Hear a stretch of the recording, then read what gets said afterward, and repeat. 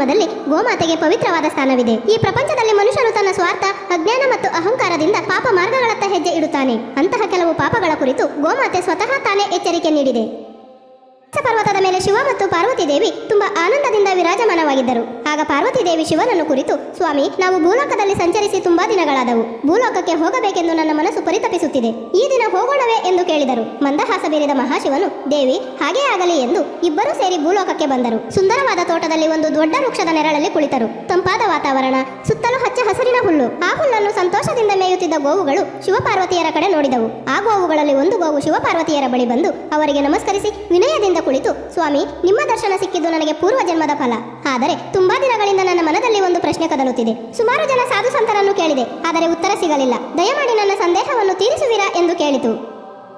ಮಹಾಶಿವನು ಅಷ್ಟೇ ಪ್ರೀತಿಯಿಂದ, ಗೋಮಾತಾ, ನಿನ್ನ ಪ್ರಶ್ನೆ ಏನೆಂದು ನಿಸ್ಸಂಕೋಚವಾಗಿ ಕೇಳು ಎಂದರು. ಆಗ ಗೋಮಾತೆ, ಪ್ರಭು, ಈ ಭೂಮಿಯ ಮೇಲೆ ಮನುಷ್ಯರು ಯಾವ ಪಾಪಗಳಿಂದ ಬಡತನಕ್ಕೆ ಜಾರುತ್ತಾರೆ ಮತ್ತು ಯಾವ ವ್ಯಕ್ತಿಗಳಿಂದ ಮನೆ ನಾಶವಾಗುತ್ತದೆ? ಅಸಲಿಗೆ ಈ ಬಡತನ, ಶ್ರೀಮಂತಿಕೆ, ಐಶ್ವರ್ಯ ಮತ್ತು ಸಂಪತ್ತು ಇವೆಲ್ಲವೂ ಕೂಡ ಕೇವಲ ವಿಧಿ ನಿರ್ಧಾರಿತವೇ ಅಥವಾ ಮನುಷ್ಯನ ಕರ್ಮಗಳಿಂದ ಬರುತ್ತವೆ ಎಂದು ಕೇಳಿತು. ಮಹಾಶಿವನು ಕಿರುನಗೆ ಬೀರುತ್ತಾ, ಗೋಮಾತೆ, ತುಂಬಾ ಒಳ್ಳೆಯ ಪ್ರಶ್ನೆಗಳನ್ನು ಕೇಳಿದ್ದೀಯಾ. ಲೋಕ ಕಲ್ಯಾಣಕ್ಕಾಗಿ ನೀನು ಕೇಳಿದ ಈ ಪ್ರಶ್ನೆಗಳಿಗೆ ಉತ್ತರವನ್ನು ಪ್ರತಿಯೊಬ್ಬರೂ ತಿಳಿಯಲೇಬೇಕು. ಕೇವಲ ವಿಧಿ ಒಂದೇ ಎಲ್ಲವನ್ನೂ ನಿರ್ಧರಿಸುವುದಿಲ್ಲ. ಮನುಷ್ಯನು ಮಾಡುವಂತಹ ಕರ್ಮಗಳು ಕೂಡ ಇದಕ್ಕೆ ಕಾರಣವಾಗುತ್ತವೆ. ನಿನ್ನ ಈ ಪ್ರಶ್ನೆಗೆ ಉತ್ತರವನ್ನು ಒಂದು ಕಥೆಯ ಮುಖಾಂತರ ಹೇಳುತ್ತೇನೆ. ಶ್ರದ್ಧೆಯಿಂದ ಕೇಳು ಎಂದು ಕಥೆ ಹೇಳಲು ಶುರು ಮಾಡಿದರು ಮಹಾಶಿವ.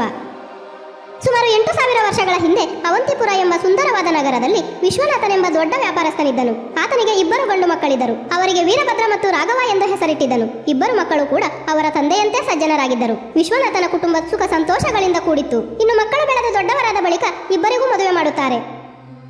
ಲಕ್ಷ್ಮಿ ಮತ್ತು ಸರಸ್ವತಿ ಇಬ್ಬರು ಸೊಸೆಯರು ಗುಣವಂತರಾಗಿದ್ದರು. ಚಿಕ್ಕ ಸೊಸೆ ಲಕ್ಷ್ಮಿ ಮನೆಗೆ ಕಾಲಿಟ್ಟ ದಿನದಿಂದ ಆ ಮನೆಗೆ ಸ್ವತಃ ತಾಯಿ ಲಕ್ಷ್ಮೀದೇವಿಯೇ ಬಂದು ನೆಲೆಸಿದ ಹಾಗಿತ್ತು. ಧನ ಧಾನ್ಯಗಳಿಗೆ ಕೊರತೆ ಇಲ್ಲದೆ ವ್ಯಾಪಾರ ದುಪ್ಪಟ್ಟಾಗಿತ್ತು. ಸಂಪತ್ತು ಹೆಚ್ಚಾಗಿತ್ತು. ಆ ಮನೆಯಲ್ಲಿ ಸುಖ ಸಂತೋಷಗಳು ತುಂಬಿ ತುಳುಕಾಡುತ್ತಿದ್ದವು. ಮನೆಯ ಕುಟುಂಬಸ್ಥರೆಲ್ಲರೂ ಒಬ್ಬರನ್ನೊಬ್ಬರು ತುಂಬಾ ಗೌರವದಿಂದ ಮತ್ತು ಪ್ರೀತಿ ವಿಶ್ವಾಸದಿಂದ ಕಾಣುತ್ತಿದ್ದರು. ಯಾವುದೇ ಕೆಲಸ ಕಾರ್ಯಗಳಾಗಲಿ ಎಲ್ಲರೂ ಒಟ್ಟಾಗಿ ನಿರ್ಧಾರ ತೆಗೆದುಕೊಳ್ಳುತ್ತಿದ್ದರು. ಒಂದು ದಿನ ಹಿರಿಯರಾದ ವಿಶ್ವನಾಥರು ಮಕ್ಕಳನ್ನು ಹತ್ತಿರ ಕರೆದು, ಮಕ್ಕಳೇ, ನನಗಿನ್ನೂ ವಯಸ್ಸಾಗುತ್ತಿದೆ. ವ್ಯಾಪಾರ ನಡೆಸುವುದು ಕಷ್ಟವಾಗಬಹುದು. ನನ್ನ ಜವಾಬ್ದಾರಿಯನ್ನು ನೀವು ತೆಗೆದುಕೊಳ್ಳಿ ಎಂದರು. ತಂದೆಯ ಮಾತನ್ನು ಅಂಗೀಕರಿಸಿದ ಮಕ್ಕಳು ತುಂಬಾ ಅಚ್ಚುಕಟ್ಟಾಗಿ ತಂದೆಯ ವ್ಯಾಪಾರವನ್ನು ಮುಂದುವರಿಸುತ್ತಿದ್ದರು.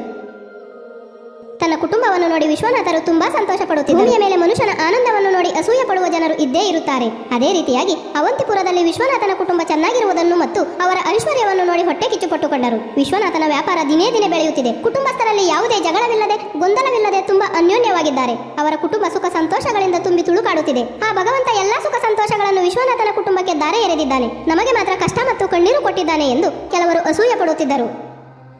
ಮಹಾಶಿವನು ಗೋಮಾತೆಗೆ ಕಥೆಯನ್ನು ಮುಂದುವರಿಸುತ್ತಾ, ಗೋಮಾತೆ, ಮನುಷ್ಯ ಎಷ್ಟು ಸ್ವಾರ್ಥಿ ಎಂದರೆ ಒಬ್ಬರ ಏಳಿಗೆಯನ್ನು ನೋಡಿ ಸಹಿಸಲಾರ. ಆತನ ಕಾಲೆಳೆಯಲು ಪ್ರಯತ್ನಿಸುತ್ತಾನೆ. ತುಂಬಾ ಅಸೂಯ ಸ್ವಭಾವ ಮನುಷ್ಯನದು. ಇದೇ ರೀತಿಯ ಅಸೂಯೆಯಿಂದ ಅವಂತಿಪುರದ ಕೆಲವರು ವಿಶ್ವನಾಥನ ಕುಟುಂಬದ ಮೇಲೆ ಕುತಂತ್ರವನ್ನು ಮಾಡಿದರು. ಅವರು ವಿಶ್ವನಾಥನ ಕುಲಗುರುಗಳಾದ ಧರ್ಮಶಾಸ್ತ್ರಿಗಳ ಬಳಿ ಹೋಗಿ, ಗುರುಗಳೇ, ನೀವಿಲ್ಲಿ ಕಷ್ಟದ ಜೀವನ ನಡೆಸುತ್ತಿದ್ದೀರಿ. ಆದರೆ ಅಲ್ಲಿ ವಿಶ್ವನಾಥ ಯಾವುದೇ ಕೊರತೆ ಇಲ್ಲದೆ ನೆಮ್ಮದಿಯಿಂದ ಜೀವನ ನಡೆಸುತ್ತಿದ್ದಾನೆ. ಪ್ರತಿದಿನವೂ ರುಚಿಕರ ಭೋಜನ ಆಸ್ವಾದಿಸುತ್ತಿದ್ದಾರೆ. ಗುರುಗಳಾದ ನಿಮ್ಮನ್ನು ಎಂದಾದರೂ ಆಹ್ವಾನಿಸಿದರೆ ಎಂದು ಕೇಳಿದರು. ಅವರ ಮಾತುಗಳನ್ನು ಕೇಳಿದ ಧರ್ಮಶಾಸ್ತ್ರಿಗಳ ಮನಸ್ಸು ಒಂಚೂರು ಕಲುಷಿತವಾಯಿತು. ಹೌದಲ್ಲವೇ? ವಿಶ್ವನಾಥನಿಗೆ ಸುಖ ಸಂಪತ್ತು ಹೆಚ್ಚಾದ ಬಳಿಕ ನನ್ನನ್ನು ಆಹ್ವಾನಿಸಲೇ ಇಲ್ಲ, ನನ್ನನ್ನು ಮರೆತು ಬಿಟ್ಟಿದ್ದಾರೆ ಎಂದು ಯೋಚಿಸಿದರು. ಆ ಜನರು ಮತ್ತಷ್ಟು ಕಿಚ್ಚು ಹತ್ತಿಸಿದರು. ಗುರುಗಳೇ, ನೀವೇ ಏನಾದರೂ ಮಾಡಬೇಕು. ಅವರ ಕುಟುಂಬದಲ್ಲಿ ಸ್ವಲ್ಪ ಅಶಾಂತಿ ಬಂದರೆ ಅವರು ಖಂಡಿತ ನಿಮ್ಮನ್ನು ಪೂಜೆ ಪುರಸ್ಕಾರ ಎಂದು ಆಹ್ವಾನಿಸುತ್ತಾರೆ.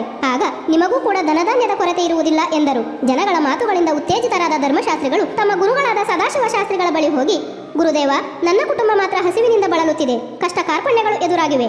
ಆದರೆ ಆ ವಿಶ್ವನಾಥನ ಮನೆಯಲ್ಲಿ ಯಾವುದೇ ಕೊರತೆ ಇಲ್ಲ. ಹಾಗಿರುವಾಗ ಅವರೇಕೆ ನನ್ನನ್ನು ಪೂಜೆಗಳಿಗೆ ಆಹ್ವಾನಿಸುತ್ತಾರೆ? ನನ್ನ ಜೀವನ ಸಾಗುವುದಾದರೂ ಹೇಗೆ ಎಂದು ಗೋಳಾಡಿದರು. ಆಗ ಸದಾಶಿವ ಶಾಸ್ತ್ರಿಗಳು, ಧರ್ಮಶಾಸ್ತ್ರಿ, ವಿಶ್ವನಾಥನ ಕುಟುಂಬದ ಸುಖಕ್ಕೆ ಕಾರಣ ಅವರ ಮನೆಯ ಕಿರಿಯ ಸೊಸೆ ಲಕ್ಷ್ಮಿ. ಆಕೆ ಪ್ರತಿದಿನವೂ ವಿಷ್ಣುಮೂರ್ತಿ ಮತ್ತು ತಾಯಿ ಲಕ್ಷ್ಮೀದೇವಿಯನ್ನು ಭಕ್ತಿ ಶ್ರದ್ಧೆಯಿಂದ ಪೂಜಿಸುತ್ತಾಳೆ. ಆ ದಿವ್ಯ ಕೃಪೆಯಿಂದ ಅವರ ಕುಟುಂಬ ಸುಖ ಸಂಪತ್ತಿನಿಂದ ತುಂಬಿದೆ. ನೀನೊಂದು ಉಪಾಯ ಮಾಡು. ವಿಶ್ವನಾಥನ ಮನೆಗೆ ಹೋಗಿ ಒಂದು ಕಂಚಿನ ಬಟ್ಟಲನ್ನು ಕೇಳು. ಆ ಬಟ್ಟಲನ್ನು ನಿನ್ನ ಮನೆಯಲ್ಲಿಟ್ಟುಕೋ. ಕೆಲವೇ ದಿನಗಳಲ್ಲಿ ಅವರ ವ್ಯಾಪಾರ ನಷ್ಟ ಹೊಂದಿ ಮನೆಯಲ್ಲಿ ಕಲಹಗಳುಂಟಾಗುತ್ತವೆಂದು ಹೇಳಿದರು. ಧರ್ಮಶಾಸ್ತ್ರಿಗಳು ಸಂತೋಷದಿಂದ ಮನೆಗೆ ವಾಪಸ್ಸಾದರು. ಮಾರನೇ ದಿನ ವಿಶ್ವನಾಥನ ಮನೆಗೆ ಹೋದರು. ವಿಶ್ವನಾಥರು ಧರ್ಮಶಾಸ್ತ್ರಿಗಳನ್ನು ಆತ್ಮೀಯತೆಯಿಂದ ಸ್ವಾಗತಿಸಿದರು. ಕ್ಷೇಮ ಸಮಾಚಾರ ವಿಚಾರಿಸಿದ ಬಳಿಕ ಧರ್ಮಶಾಸ್ತ್ರಿಗಳು ವಿಶ್ವನಾಥರನ್ನು, ನನಗೆ ದಾಹವಾಗಿದೆ, ಕಂಚಿನ ಬಟ್ಟಲಿನಲ್ಲಿ ಕುಡಿಯಲು ನೀರು ಕೊಡಿ ಎಂದು ಕೇಳಿದರು. ಸರಿ ಎಂದ ವಿಶ್ವನಾಥರು ನಗುತ್ತಾ ನೀರು ತರಲು ಒಳಗೆ ಹೋದರು. ಕಿರಿಯ ಸೊಸೆ ಲಕ್ಷ್ಮಿ ವಾಸ್ತುಶಾಸ್ತ್ರವನ್ನು ಚೆನ್ನಾಗಿ ಅರಿತಿದ್ದಳು. ಮಾವನ ಕೈಯಲ್ಲಿದ್ದ ಕಂಚಿನ ಬಟ್ಟಲನ್ನು ನೋಡಿ ಏನೋ ತಪ್ಪು ನಡೆಯುತ್ತಿದೆ ಎಂದು ಗ್ರಹಿಸಿದಳು. ತಕ್ಷಣ ಮಾವನ ಬಳಿ ಹೋದ ಲಕ್ಷ್ಮಿ, ಮಾವನವರೇ, ಆ ಬಟ್ಟಲನ್ನು ಇಲ್ಲಿ ಕೊಡಿ, ನಾನು ನೋಡಿಕೊಡುತ್ತೇನೆ ಎಂದಳು. ಮಾವನವರು ನೀರು ತುಂಬಿದ ಆ ಬಟ್ಟಲನ್ನು ಲಕ್ಷ್ಮಿ ಕೈಗಿಟ್ಟರು. ಆಗ ಲಕ್ಷ್ಮಿ ಆ ಬಟ್ಟಲನ್ನು ತೆಗೆದುಕೊಂಡು ನೇರವಾಗಿ ಗೋಮಾತೆಯ ಬಳಿ ಹೋಗಿ ಅದರಲ್ಲಿರುವ ನೀರನ್ನು ಗೋಮಾತೆಗೆ ಕುಡಿಸಿ ನಂತರ ಆ ಬಟ್ಟಲಿಗೆ ಬೇರೆ ನೀರು ಹಾಕಿಕೊಟ್ಟಳು. ವಿಶ್ವನಾಥರು ಆ ನೀರನ್ನು ಧರ್ಮಶಾಸ್ತ್ರಿಗಳಿಗೆ ಕೊಟ್ಟರು. ನೀರು ಕುಡಿದ ಬಳಿಕ ಧರ್ಮಶಾಸ್ತ್ರಿಗಳು, ವಿಶ್ವನಾಥ, ಈ ಕಂಚಿನ ಬಟ್ಟಲು ತುಂಬಾ ಚೆನ್ನಾಗಿದೆ, ಇದನ್ನು ನನ್ನ ಬಳಿ ಇಟ್ಟುಕೊಳ್ಳಲೇ ಎಂದು ಕೇಳಿದರು. ವಿಶ್ವನಾಥರು ನಗುತ್ತಾ, ಧಾರಾಳವಾಗಿ ತೆಗೆದುಕೊಂಡು ಹೋಗಿ ಗುರುಗಳೇ, ನಿಮಗೆ ದಾನ ಮಾಡುವುದು ನಮ್ಮ ಕರ್ತವ್ಯವಲ್ಲವೇ ಎಂದರು. ಧರ್ಮಶಾಸ್ತ್ರಿ ಸಂತೋಷದಿಂದ ಬಟ್ಟಲನ್ನು ತೆಗೆದುಕೊಂಡು ಮನೆಗೆ ಬಂದರು. ಇನ್ನು ಮುಂದೆ ವಿಶ್ವನಾಥನ ಮನೆಯಲ್ಲಿ ಕಷ್ಟಗಳು ತಪ್ಪುವುದಿಲ್ಲ, ಆಗ ಪೂಜೆಗಳಿಗೆಂದು ನನ್ನನ್ನು ಕರೆಯುತ್ತಾರೆ ಎಂದು ಭಾವಿಸಿದರು. ಆದರೆ ಸುಮಾರು 20 ದಿನಗಳು ಕಳೆದರೂ ಕೂಡ ವಿಶ್ವನಾಥನಿಂದ ಯಾವುದೇ ಕರೆ ಬರಲಿಲ್ಲ. ಎಂದಿನಂತೆ ಅವರ ಕುಟುಂಬ ಸಂತೋಷವಾಗಿತ್ತು. ಯಾವುದೇ ರೀತಿಯ ಕಷ್ಟ ಕಾರ್ಪಣ್ಯಗಳು ಎದುರಾಗಲಿಲ್ಲ. ನಿರಾಶೆಗೊಂಡ ಧರ್ಮಶಾಸ್ತ್ರಿಗಳು ಮತ್ತೆ ಸದಾಶಿವರ ಬಳಿ ಹೋದರು. ಗುರುದೇವ, ನೀವು ಹೇಳಿದ ಹಾಗೆ ಮಾಡಿದೆ, ಆದರೆ ಪ್ರಯೋಜನವಾಗಲಿಲ್ಲ ಎಂದರು. ಸದಾಶಿವ ಶಾಸ್ತ್ರಿಗಳು ತಮ್ಮ ದಿವ್ಯ ದೃಷ್ಟಿಯಿಂದ ನೋಡಿ, ಶಿಷ್ಯ, ಆ ಮನೆಯ ಕಿರಿಯ ಸೊಸೆ ಲಕ್ಷ್ಮಿ ತುಂಬಾ ಬುದ್ಧಿವಂತೆ. ಆಕೆ ಆ ಬಟ್ಟಲಿನ ನೀರನ್ನು ಮೊದಲಿಗೆ ಗೋಮಾತೆಗೆ ಕುಡಿಸಿ ಆ ಬಳಿಕ ನಿನಗೆ ಬೇರೆ ನೀರನ್ನು ನೀಡಿದ್ದಾಳೆ. ಆದ್ದರಿಂದಲೇ ನಿನ್ನ ಉಪಾಯ ವಿಫಲವಾಗಿದೆ ಎಂದರು. ಈಗ ನೀನು ಮತ್ತೆ ವಿಶ್ವನಾಥನ ಮನೆಗೆ ಹೋಗಿ ಅವರ ಗೋಮಾತೆಯನ್ನು ನಿಮ್ಮ ಮನೆಗೆ ಕರೆದುಕೊಂಡು ಬಾ. ನಂತರ ನಿನ್ನ ಕೋರಿಕೆಯಂತೆ ವಿಶ್ವನಾಥರ ಕುಟುಂಬ ಕಷ್ಟಗಳ ಪಾಲಾಗುತ್ತದೆ ಎಂದರು. ಅದೇ ಪ್ರಕಾರ ಧರ್ಮಶಾಸ್ತ್ರಿಗಳು ವಿಶ್ವನಾಥರ ಬಳಿ ಹೋಗಿ, ನಮ್ಮ ಮನೆಯ ಗೋಮಾತೆ ಹಾಲು ಕೊಡುತ್ತಿಲ್ಲ, ಮನೆ ಮಕ್ಕಳಿಗೆ ಹಾಲಿಲ್ಲದಂತಾಗಿದೆ, ನಿಮ್ಮ ಗೋವನ್ನು ನಮಗೆ ದಾನ ಮಾಡಿ ಎಂದರು. ವಿಶ್ವನಾಥರು ನಗುತ್ತಾ, ಗುರುಗಳೇ, ಇದು ಪುಣ್ಯ ಕಾರ್ಯ, ಗೋದಾನ ಮಾಡಿದರೆ ನಮಗೆ ಪುಣ್ಯ ಬರುತ್ತದೆ ಎಂದು ಹೇಳಿ ಗೋಮಾತೆಯನ್ನು ಕರೆತರಲು ಹೋದರು. ಅದನ್ನು ನೋಡಿದ ಲಕ್ಷ್ಮಿ, ಮಾವನವರೇ, ಗೋಮಾತೆಯನ್ನು ಎಲ್ಲಿಗೆ ಕರೆದುಕೊಂಡು ಹೋಗುತ್ತೀರಿ ಎಂದು ಕೇಳಿದಾಗ, ಗುರುಗಳಿಗೆ ಕೊಡುತ್ತಿದ್ದೇನೆ, ಅವರ ಮನೆ ಮಕ್ಕಳಿಗೆ ಹಾಲಿಲ್ಲದಂತಾಗಿದೆ, ಹಾಗಾಗಿ ಅವರಿಗೆ ಕೊಡುತ್ತೇನೆ ಎಂದರು. ಆಗ ಲಕ್ಷ್ಮಿ, ಮಾವ, ಸ್ವಲ್ಪ ನಿಲ್ಲಿ, ಗೋಮಾತೆ ನಮ್ಮ ಮನೆಯ ಮಹಾಲಕ್ಷ್ಮಿ ಹಾಗೆ, ಅದನ್ನು ಹಾಗೆಯೇ ಕಳಿಸಬಾರದು ಎಂದು ಹೇಳಿ ಒಂದು ಬಟ್ಟಲಿನಲ್ಲಿ ಅರಿಶಿನ ಮತ್ತು ಶ್ರೀಗಂಧವನ್ನು ಬೆರೆಸಿ ಗೋಮಾತೆಯ ಕೊಂಬುಗಳಿಗೆ ಆ ಮಿಶ್ರಣವನ್ನು ಹಚ್ಚಿದಳು. ಉಳಿದ ಮಿಶ್ರಣವನ್ನು ಮನೆಯ ದೇವರ ಕೊಣೆಯಲ್ಲಿಟ್ಟಳು. ಈಗ ಕೊಡಿ ಮಾವ ಎಂದಳು. ಆ ಬಳಿಕ ವಿಶ್ವನಾಥರು ಧರ್ಮಶಾಸ್ತ್ರಿಗಳಿಗೆ ಗೋಮಾತೆಯನ್ನು ದಾನ ಮಾಡಿದರು. ಧರ್ಮಶಾಸ್ತ್ರಿಗಳು ಗೋಮಾತೆಯನ್ನು ಮನೆಗೆ ಕರೆದುಕೊಂಡು ಹೋದರು. ಇನ್ನು ಮುಂದೆ ವಿಶ್ವನಾಥನು ಬಡವನಾಗುತ್ತಾನೆಂದು ಸಂತೋಷಪಟ್ಟರು. ಆದರೆ ಈ ಬಾರಿಯೂ ಸಹ ದಿನಗಳು ಉರುಳಿದರೂ ಸಹ ವಿಶ್ವನಾಥರ ಕುಟುಂಬದಲ್ಲಿ ಯಾವುದೇ ಬದಲಾವಣೆ ಇರಲಿಲ್ಲ. ಮತ್ತೆ ಸದಾಶಿವ ಗುರುಗಳ ಬಳಿ ಹೋದ ಧರ್ಮಶಾಸ್ತ್ರಿಗಳು, ಗುರುಗಳೇ, ನೀವು ಹೇಳಿದ ಹಾಗೆ ಗೋಮಾತೆಯನ್ನು ಕರೆತಂದೆ, ಆದರೂ ಕೂಡ ಯಾವುದೇ ಬದಲಾವಣೆ ಇಲ್ಲ ಎಂದರು. ಆಗ ಸದಾಶಿವ ಶಾಸ್ತ್ರಿಗಳು, ಧರ್ಮಶಾಸ್ತ್ರಿ, ಲಕ್ಷ್ಮಿ ನಿನ್ನ ಕುತಂತ್ರವನ್ನು ಗ್ರಹಿಸಿದ್ದಾಳೆ. ಆಕೆ ಗೋಮಾತೆಯ ಕೊಂಬುಗಳಿಗೆ ಹಚ್ಚಿದ ಮಿಶ್ರಣವನ್ನು ದೇವರ ಕೊಣೆಯಲ್ಲಿಟ್ಟಿದ್ದಾಳೆ. ಅದಕ್ಕಾಗಿಯೇ ಅವರ ಮನೆಯ ಸುಖಶಾಂತಿ ಕದಡಲಿಲ್ಲ. ಈಗ ನೀನು ಆ ಮಿಶ್ರಣವಿರುವ ಬಟ್ಟಲನ್ನು ತೆಗೆದುಕೊಂಡು ಬಂದು ನಿನ್ನ ಮನೆಯ ದೇವರ ಕೊಣೆಯಲ್ಲಿಡು ಎಂದರು. ಯಥಾ ಪ್ರಕಾರ ಧರ್ಮಶಾಸ್ತ್ರಿಗಳು ವಿಶ್ವನಾಥನ ಮನೆಗೆ ಹೋಗಿ ಆ ಮಿಶ್ರಣದ ಬಟ್ಟಲನ್ನು ಕೇಳಿದರು. ಅದನ್ನು ಮೊದಲೇ ಗ್ರಹಿಸಿದ ಲಕ್ಷ್ಮಿ ಹಳೆಯ ಮಿಶ್ರಣವನ್ನು ಬದಲಾಯಿಸಿ ಹೊಸ ಮಿಶ್ರಣದ ಬಟ್ಟಲನ್ನು ಅಲ್ಲಿಟ್ಟಿದ್ದಳು. ವಿಶ್ವನಾಥರು ಆ ಬಟ್ಟಲನ್ನು ಧರ್ಮಶಾಸ್ತ್ರಿಗಳಿಗೆ ಕೊಟ್ಟರು. ಧರ್ಮಶಾಸ್ತ್ರಿ ಇನ್ನು ಮುಂದೆ ವಿಶ್ವನಾಥನ ಕುಟುಂಬ ನಾಶವಾಗುತ್ತದೆಂದು ಆನಂದಪಟ್ಟರು. ಆದರೆ ಈ ಬಾರಿಯೂ ಕೂಡ ಎಷ್ಟೇ ತಿಂಗಳುಗಳು ಕಳೆದರೂ ಸಹ ವಿಶ್ವನಾಥನ ಕುಟುಂಬಕ್ಕೆ ಏನೂ ಆಗಲಿಲ್ಲ. ಮತ್ತಷ್ಟು ಸುಖ ಸಮೃದ್ಧಿಯಿಂದ ಕೂಡಿತು. ಅವರ ಆನಂದವಾಗಲಿ ಸಿರಿ ಸಂಪತ್ತಾಗಲಿ ಕರಗಲಿಲ್ಲ. ಧರ್ಮಶಾಸ್ತ್ರಿ ಮತ್ತೆ ನಿರಾಶೆಯಿಂದ ಸದಾಶಿವ ಗುರುಗಳ ಬಳಿ ಹೋಗಿ, ಗುರುದೇವ, ನನ್ನ ಪ್ರಯತ್ನಗಳೆಲ್ಲವೂ ವಿಫಲವಾದವು, ಅವರ ಏಳಿಗೆ ಮತ್ತಷ್ಟು ಹೆಚ್ಚಾಗುತ್ತಿದೆಯೇ ವಿನಃ ಕಡಿಮೆಯಾಗುತ್ತಿಲ್ಲ, ಅದನ್ನು ನೋಡಿ ನಾನು ಸಹಿಸಲಾರೆ, ಏನಾದರೂ ಮಾಡಿ ಎಂದರು. ಆಗ ಸದಾಶಿವ ಶಾಸ್ತ್ರಿಗಳು, ಶಿಷ್ಯ, ಆ ಮನೆಯ ಸೊಸೆ ಲಕ್ಷ್ಮಿ ಕೇವಲ ಬುದ್ಧಿವಂತೆ ಮಾತ್ರವಲ್ಲ, ಆಕೆಯೇ ಆ ಮನೆಯ ಶಕ್ತಿ. ಆಕೆ ಆ ಮನೆಯಲ್ಲಿರುವವರೆಗೂ ಆ ಕುಟುಂಬವನ್ನು ಯಾರೂ ಕೂಡ ಏನೂ ಮಾಡಲು ಸಾಧ್ಯವಿಲ್ಲ. ನೀನೊಂದು ಕೆಲಸ ಮಾಡು, ಹೇಗಾದರೂ ಮಾಡಿ ಲಕ್ಷ್ಮಿಯನ್ನು ವಿಶ್ವನಾಥನ ಮನೆಯಿಂದ ಹೊರಗೆ ಕಳುಹಿಸು, ಆಗ ನಿನ್ನ ಕೋರಿಕೆಗಳೆಲ್ಲ ನೆರವೇರುತ್ತದೆ, ವಿಶ್ವನಾಥನ ಏಳಿಗೆ ನಾಶವಾಗುತ್ತದೆ ಎಂದು ಹೇಳಿದರು. ಸರಿ ಎಂದ ಧರ್ಮಶಾಸ್ತ್ರಿ ಗುರುದೇವನಿಗೆ ವಂದಿಸಿದರು. ಮನೆಗೆ ಬಂದು ಒಂದು ಉಪಾಯ ಹೂಡಿದರು. ಮಾರನೇ ದಿನ ವಿಶ್ವನಾಥರ ಮನೆಗೆ ಹೋಗಿ ವಿಶ್ವನಾಥರನ್ನು ಕುರಿತು, ವಿಶ್ವನಾಥ, ನಿಮ್ಮ ಮನೆಗೆ ಬಹುದೊಡ್ಡ ಸಂಕಟ ಬಂದೆರಗಲಿದೆ. ನಿನ್ನ ಕಿರಿಯ ಸೊಸೆ ಲಕ್ಷ್ಮಿಯಿಂದ ನಿಮ್ಮ ಕುಟುಂಬ ವಿನಾಶದ ಕಡೆ ಹೋಗುತ್ತದೆ.